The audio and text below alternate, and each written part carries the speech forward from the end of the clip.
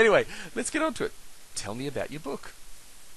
Well, I appreciate the opportunity to talk about this. So I'm on my fifth book, but my first novel.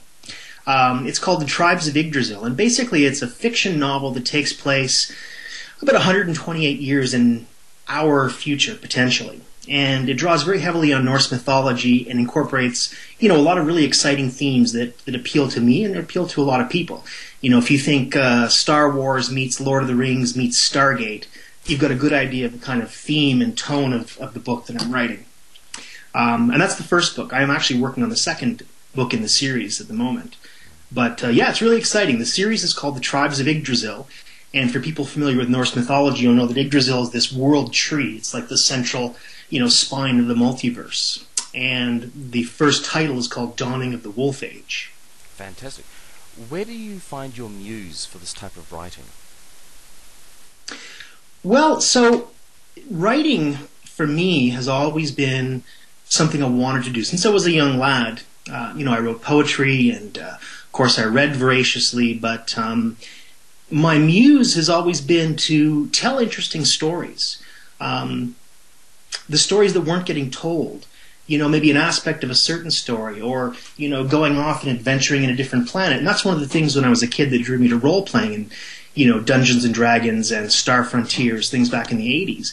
This is because I wanted to explore these milieus in my own mind and in my own, in my own way. And writing is incredible because it lets you do that. It lets you not only explore these things, but build them as you go, which, is pretty incredible. It's a lot of fun. So, the desire to tell new and interesting stories, that's really what drives my writing. Okay. So when you're trying to come up with an idea, where do these ideas for the world settings come from? How do you do your world building? How do you do your character building? Yeah, so world building is a lot of fun. And that's something I spent actually months on before I even started writing the first novel, because I wanted to really carefully incorporate a lot of solid Norse mythology. So I wanted to take what was already there in the epic poetry from 1,000 years ago and project that into the future. So I'd spent a lot of time, reading everything I could on all the different sagas and all the different Norse myths, as well as then looking at, scientific papers on, exogeology and exoplanetology and all the things we've discovered in the Kepler mission, for example, with all these new planets. And so some of the planets in my novel are actually Kepler candidates, like Kepler 22b, for example, is Alfheim. So, I've taken mythology and combined that with some science to try to, to tell something very interesting, but still have, real hooks and ties into what we know.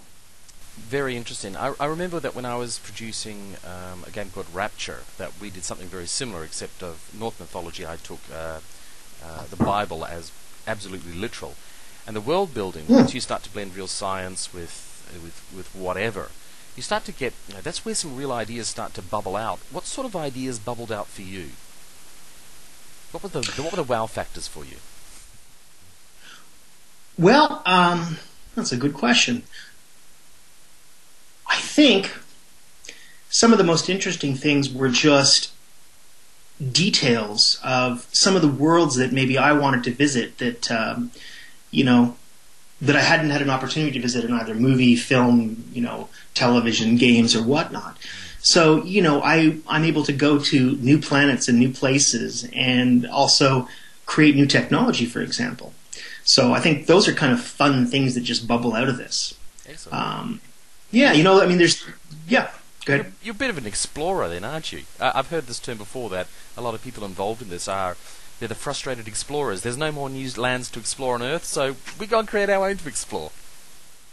Absolutely. And in my corporate job, my previous incarnation in life, I've traveled all over the planet. I've worked in Asia, I've worked all over Europe, I worked in England for a while.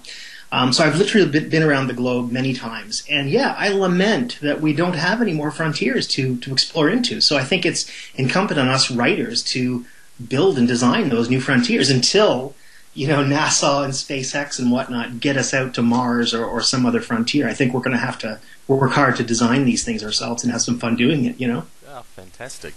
Yeah, very much a man of my thinking, I can tell.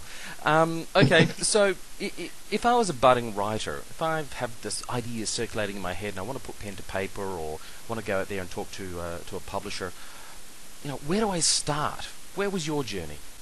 So the first thing, as a new writer, I think you have to realize whether you've got a good idea or not. And that's where a lot of people just kind of fall down and stop because they don't have the confidence to go ahead with whatever, they're thinking of doing. And you've got to realize that so many authors think that. There was, so many of the great books got rejected dozens and dozens of times. And finally, a publisher would latch onto it and, and it had become famous, and now they're classics, right? Yeah. So you've got to have a good story to tell. That's number one. The second thing is you've got to have confidence and just do it, and be passionate about it. You've got to really want it. Writing's not for everybody. It's not a career that, the masses are not necessarily going to flock to, but there are some people that are just born to want to tell stories. And for those people, you really can't do anything else. It's going to be a compelling urge to talk about these things and explore these things. Fantastic.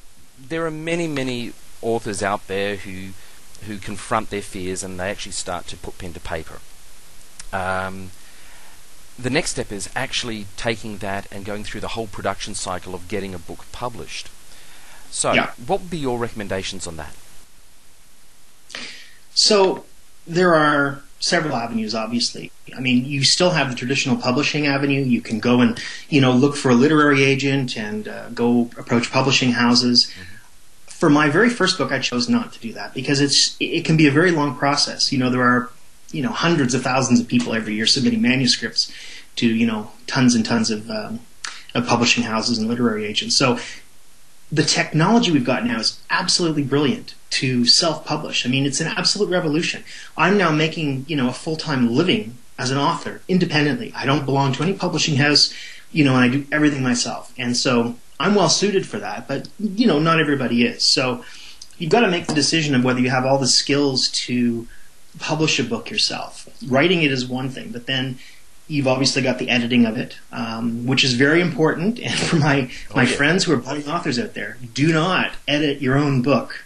You must go get an editor, even if it's another person in your family or whatever at the very least. But that's one of the cardinal sins of publishing your own book is editing it yourself. I've seen too many independent books just crippled by grammatical mistakes and punctuation and things like that are very distracting for the reader. So that's very important. Actually, just with that, then just with the editor, did you go out and get a professional editor, or did you lean on a friend? How did you actually go about that, and how long did it take? Well, I'm very lucky. My wife does this professionally. So actually edited my book. She was a professional at a publishing house, or at a printing house rather, and so she did this thing all the time. So I was very lucky.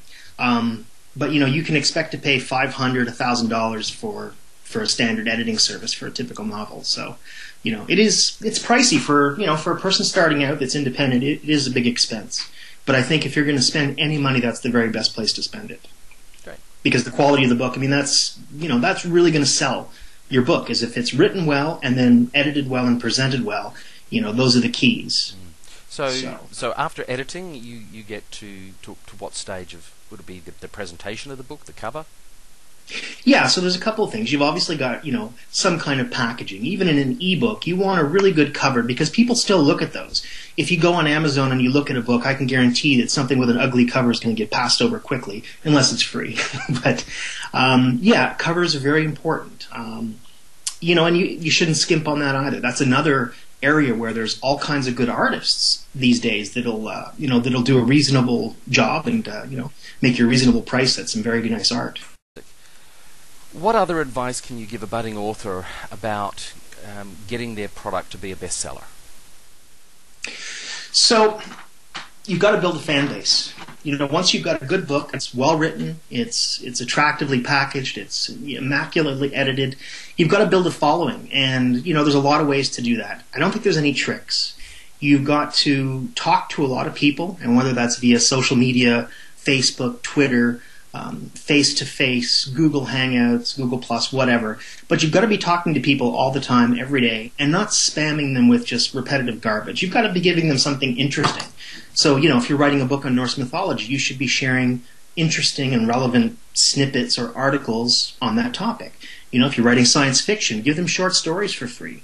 One of the things I do is write a short story every month or two, and I offer it free on Kindle for 5 days every 3 months. And I've got a whole bunch of them. So basically every week I have a free short story out on Kindle for people to have. So that's one thing I do, is make sure that people have something interesting to go to that's free, and it helps build relationships with the people and let them know what your work is like. And then hopefully they'll spend some money and buy a book or, a larger piece of work or whatnot. Right. Now, you said that you're now doing this full time. How did that transition go for you? Was it scary? Was it challenging? And if I was a budding author thinking about making that transition, what would you advise them, or what would you advise them not to do? So I would say, don't quit your day job and and write and try to publish a book. I worked in the corporate world for, 17, 18 years before I wrote my first book, and I was thinking of leaving the corporate world. I wanted to do something more creative. I wasn't necessarily thinking about writing. I was just exploring options, and so I ended up moving to a smaller corporation because I wanted to be more creative, more hands-on, and I left the second biggest software company in the world, I won't name names, and moved to a smaller startup for some new challenges.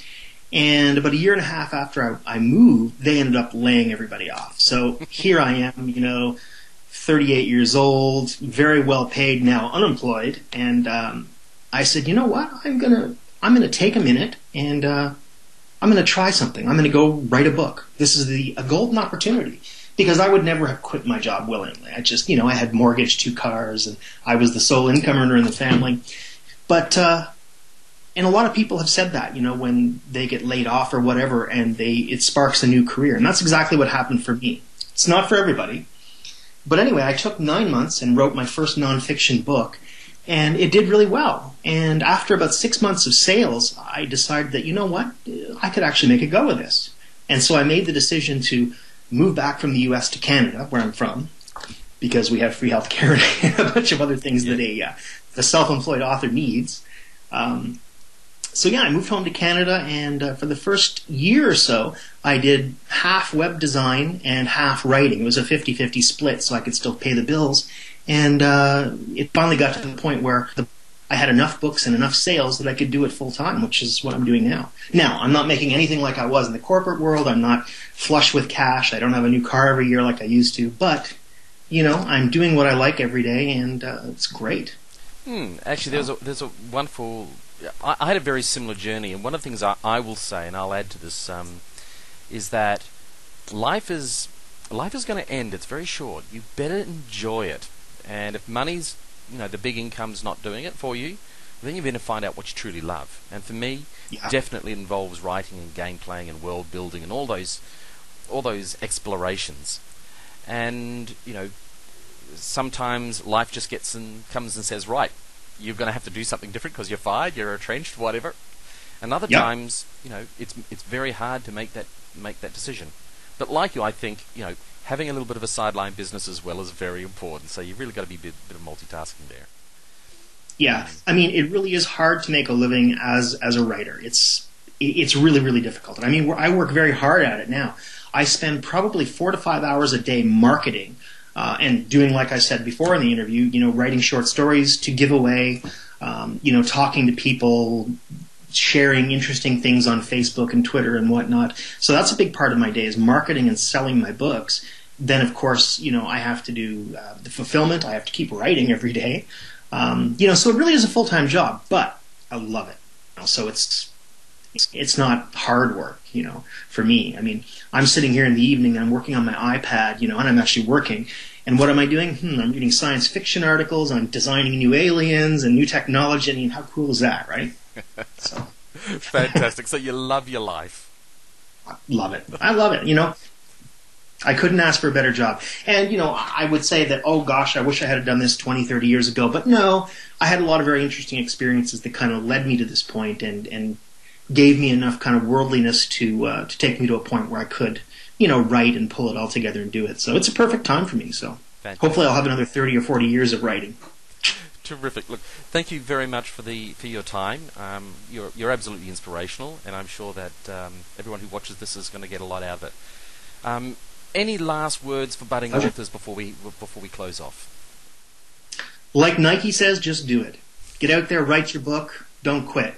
If you love it, just go and write. Perfect. Best thing you'll ever do.